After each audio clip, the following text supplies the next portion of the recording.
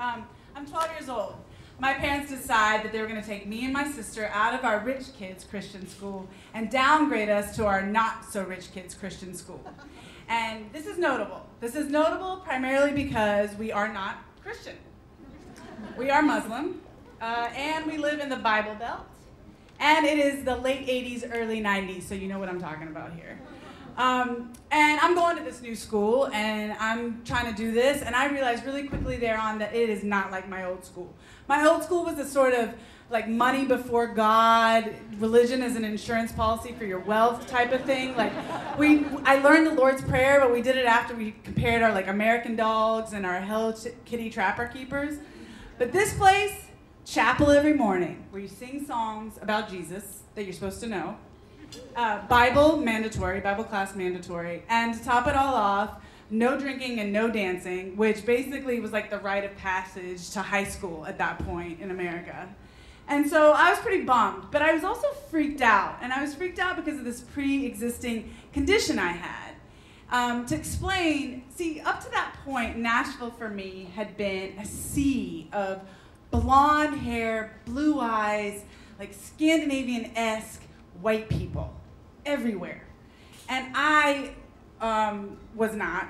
And I felt like I had this pre-existing condition that I sort of thought of like living while being brown. And I was really freaked out that though this was obvious, this distinction, that someone was gonna call me out one day. Like, one of these things is not like the other. And I kind of like walked around like hoping nobody noticed, just like, and that, I don't know, it really worried me, that moment.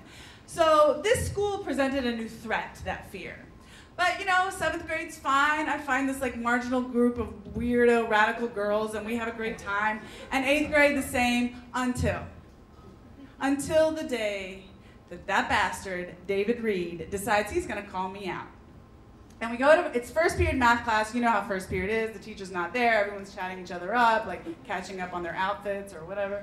And I'm a social butterfly, like, and David Reed is over there in the desk, and he turns around and he says, "Where is the red dot on your forehead?" And I'm like, oh my God, it's happening. It's happening. And then I'm like, maybe he'll stop. Maybe it's not gonna happen. Maybe nobody heard him. And he's like, "I know you're not a Christian. Aren't you a Buddhist?" And I'm kind of like, Buddhist? Red dot? Like, what is he talking about? But anyways, but really, I'm just like, and I'm feeling like a Star Trek character, like I've been put on this planet and suddenly the locals have figured out that I'm not like them and they're kind of ganging up on me. And I'm like, get me the hell out of here. And I'm like, fire up, the transporter, whatever, like beam me up. Where the fuck is Scotty? Fight or flight.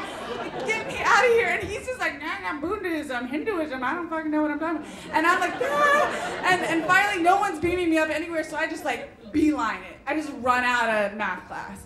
And I go to the bathroom and I proceed to cry a cry that is from the depths of my soul. It's like people have died, like people I rely on for sustenance. My parents were like killed in front of me. I'm like, and it's so deep that I can't even make a noise. It's like,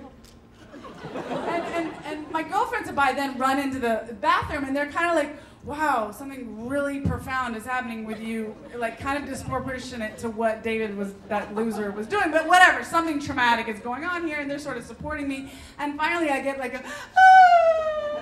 And I cry it out and I like clean up and then I've been called to the cafeteria.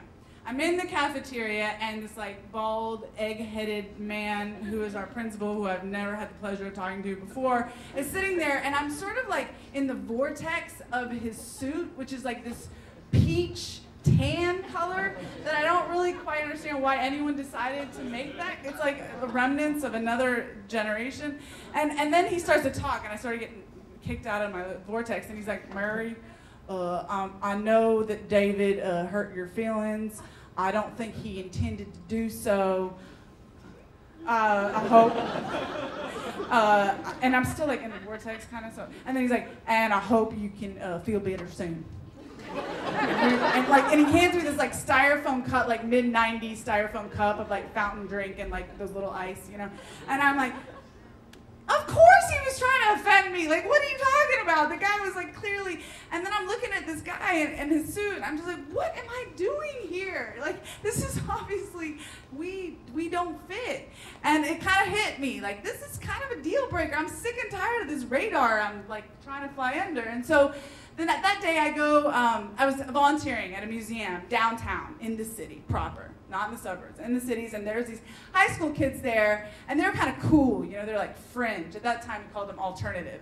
And they're kind of like pre-hipster, like they had hacky sacks and like tie-dyes, and like some of them were trying to have dreadlocks, and I was like, where, you know, things are on my mind. I'm like, where do y'all go to school? And they're like, there's this magnet school, it's like a high school, you just get some grades, and it's public, and I was like, sounds great.